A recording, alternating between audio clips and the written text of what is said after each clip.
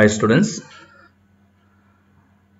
let us have a discussion on knowledge power. The idea developed by Michel Foucault and shared and criticized or developed by other scholars. What actually we means knowledge power? Power is our ability to control our environment, our own lives and those of others. That is a traditional reference that we have about power. Power is our ability to control our environment, our own lives and those of others. Max Weber provided a beautiful definition to power when he said that power is the probability that one actor within a social relationship will be in a position to carry out his own will despite resistance, regardless of the basis on which this probability rests. Max വെബറിന്റെ അടിസ്ഥാനത്തിൽ power എന്നത് ഒരു actor or an agent ഒരു social റിലേഷൻഷിപ്പിലുള്ള ഒരു സൊസൈറ്റിയിൽ നിൽക്കുന്ന ഒരു ഏജന്റിന് അദ്ദേഹത്തിന്റെ താല്പര്യത്തിനനുസരിച്ച് കൊണ്ടു നടക്കാവുന്നതോ പ്രയോഗിക്കാവുന്നതോ ആയ ഒരു സംവിധാനമോ ആ സംവിധാനത്തെ പ്രതിരോധം ഉൾപ്പെടെയുള്ള ഘടകങ്ങൾ ബാധിക്കുന്നില്ല.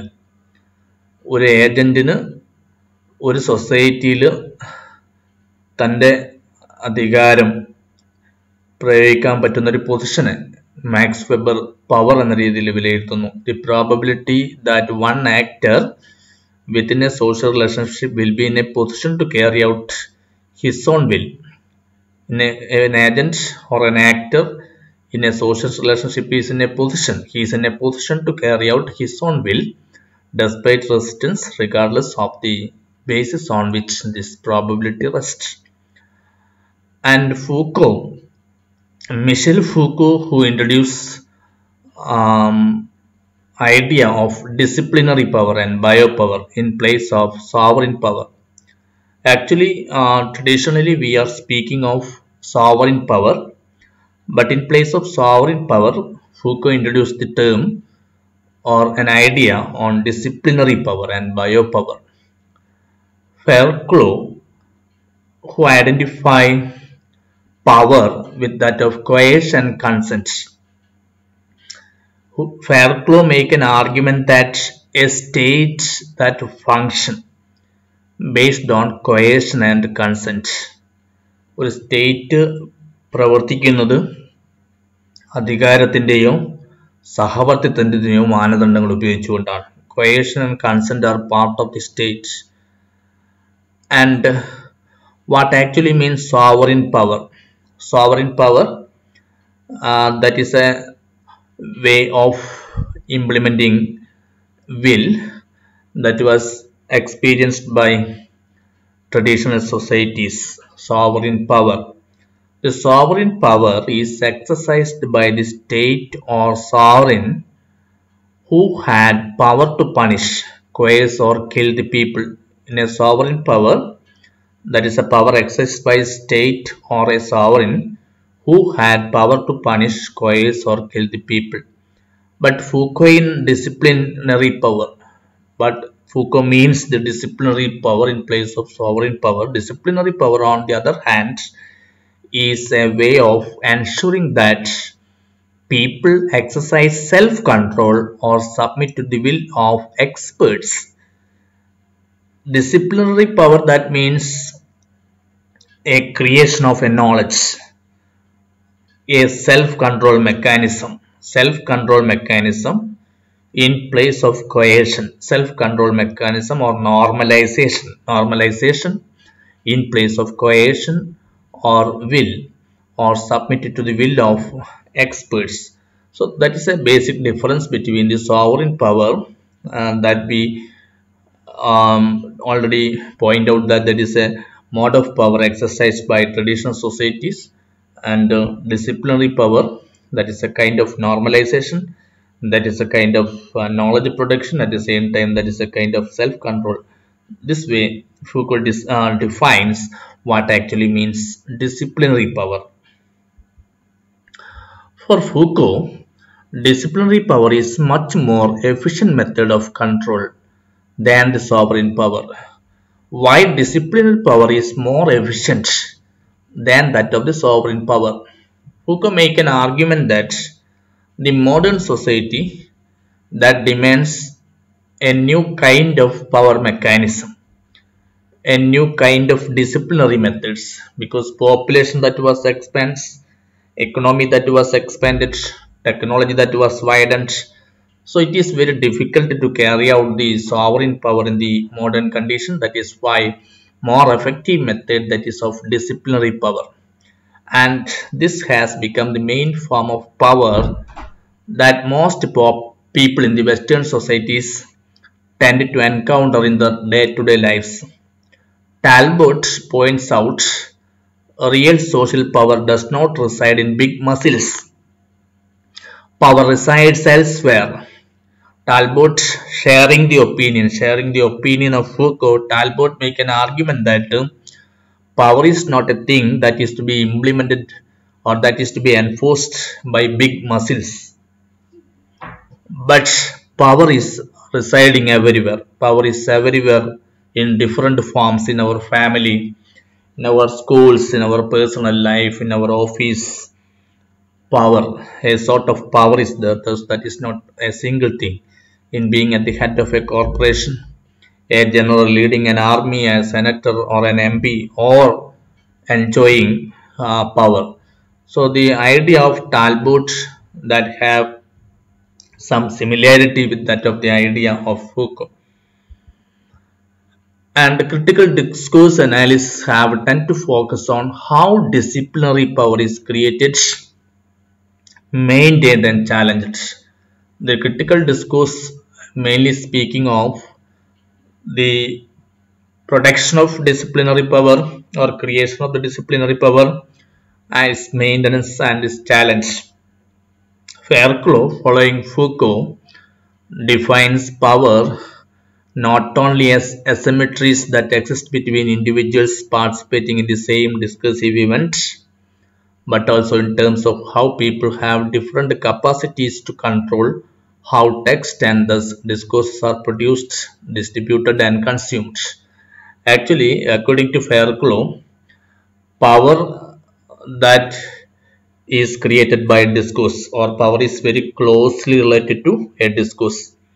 Discourse, we studied that discourse that is a creation, discourse that is a product or creation of debate, discussion, conflicts, confrontation, coercion that occurred in the same time and same space, that is discourse.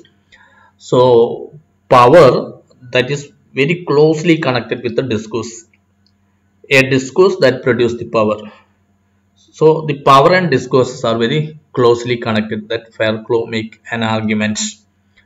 Van Dijk notes that social power and dominance are often organized and institutionalized so as to allow more effective control and enable routine forms of power reproduction. This means that power is successful precisely because it is reenacted in routine activities which are not questioned but instead seen as normal. So Van Dijk tell us how power is experiencing in the routine life. For example, in our family, a form of power that is prevailing. Parents are enforcing on their children to do some matters. In school, there is a power relation between the students and teachers.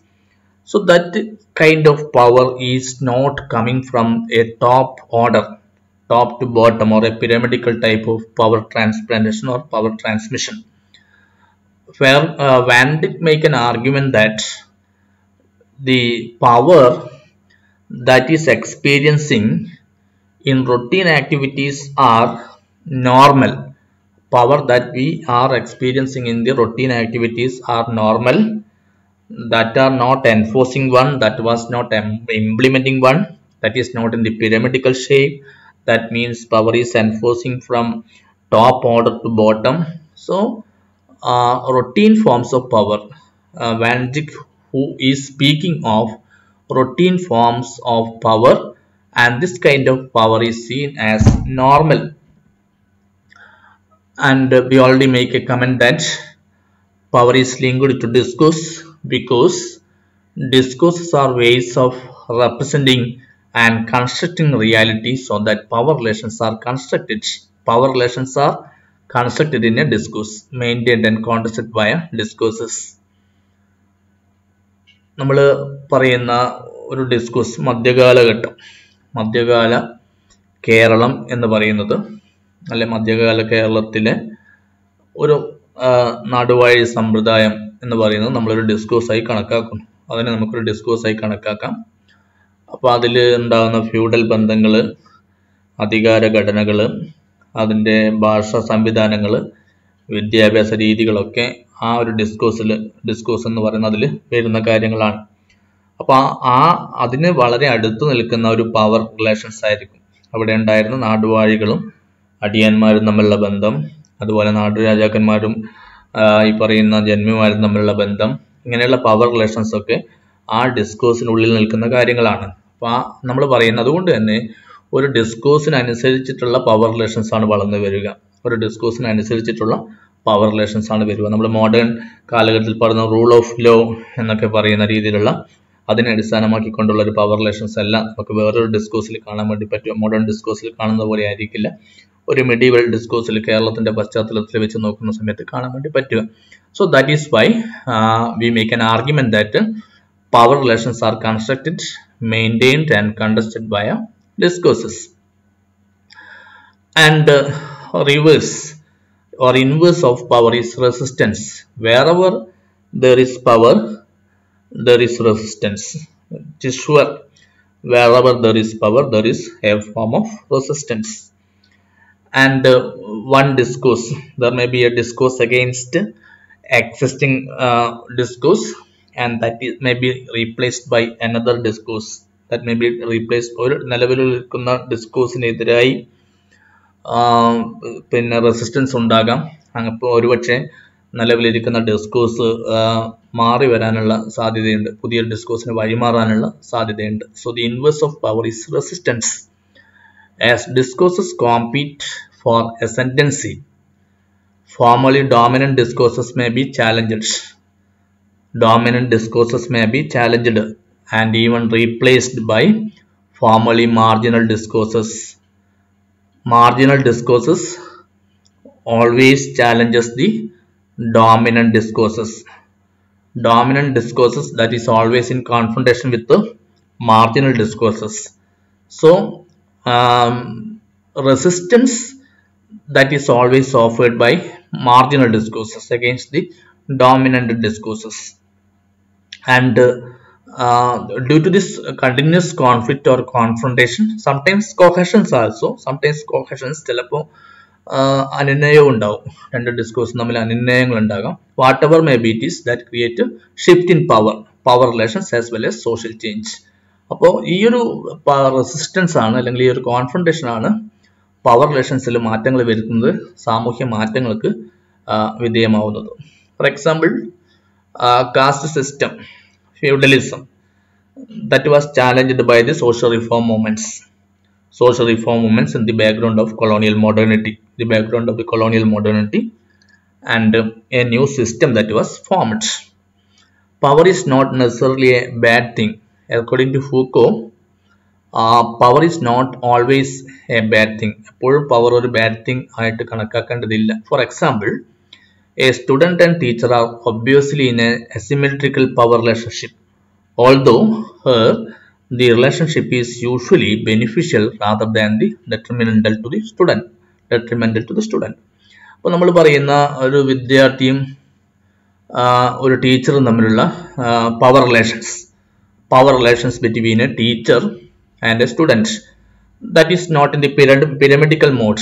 Pyramidical mode, that means power is transmitting or power is coming from the top order to the bottom. ആ തരത്തിലുള്ള ഒരു power relations അല്ല ഒരു സ്റ്റുഡൻറ്റും ടീച്ചറും ഉള്ളത്. അപ്പോൾ ഈ പറയുന്ന സ്റ്റുഡൻറ് ടീച്ചർ റിലേഷൻഷിപ്പിലുള്ള ഒരു പവർ relationship എന്ന് പറയുന്നത് that is beneficial to both, that is beneficial to the both teachers and students.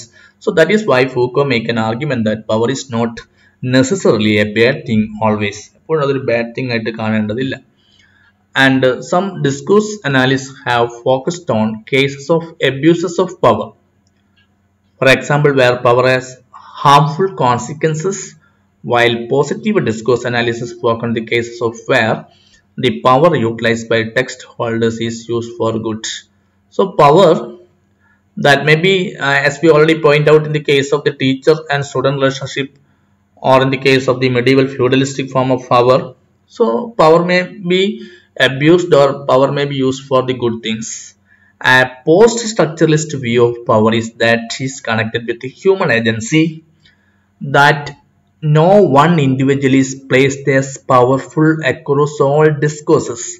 Thus, one can be powerful in one context and powerless in another. Post structuralist വാദം എന്ന് പറയുന്നത് ഒരു വ്യക്തിയുടെ power എന്ന് പറയുന്നത് വ്യത്യസ്തമായ സാഹചര്യത്തിൽ വ്യത്യാസപ്പെട്ടിരിക്കുന്നു എന്നുള്ളതാണ്. ഒരു പശ്ചാത്തലത്തിൽ നമ്മൾ പവർഫുൾ ആയിരിക്കുന്നു, but powerless in another. For example, in our college or in a particular office, we are enjoying power, a form of power, but a principal or a teacher who went to a market, he lost his power that he enjoying in his office. അപ്പോൾ നമ്മൾ വിനിമയം ചെയ്യുന്ന discourse, നമ്മൾ നിൽക്കുന്ന discourse ുള്ള അതിൻ്റെ അടിസ്ഥാനത്തിൽ നമ്മുടെ power മാറിക്കൊണ്ടേയിരിക്കും. ഫാമിലിയിൽ അനുഭവിക്കുന്ന പവർ വേറെ, ആ ഫാമിലിയുള്ള അതേ വ്യക്തി തന്നെ വേറൊരു പശ്ചാത്തലത്തിൽ അദ്ദേഹത്തിൻ്റെ ഓഫീസിലേക്ക് വരുമ്പോൾ അദ്ദേഹത്തിനുള്ള പവർ വേറെ. അപ്പോൾ ആ രീതിയിൽ one may be powerful in one context and powerless in another context എന്നാണ് നമ്മൾ പറയുന്നത്. Some critical discourse analysts have focused on cases of abuses of power, for example, where power has harmful consequences. According to Foucault, knowledge is generated by discourse. Every discourse, every power relations that create knowledge, every discourse or every power relations that create knowledge, and knowledge is an instrument of power. Foucault forcefully suggests that we must cease once and for all to describe the effects of power in negative terms. So Foucault make a criticism that we use the term power in negative terms, but it is to be used in positive terms. That is an argument of Foucault. Power is not a bad thing. Power is not negative one, but power is a mechanism to create knowledge. Power is a mechanism to create knowledge. For example, now the people are imprisoned. Some people are imprisoned in concern with other crime they committed. And in modern jail or imprisonments create a knowledge. Imprisonment create a knowledge among the convicts or a person who is subject to imprisonment. That create a new form of knowledge. Imprisonment create a new form of knowledge. But in the earlier time, when a person who committed a crime, he was publicly executed. And that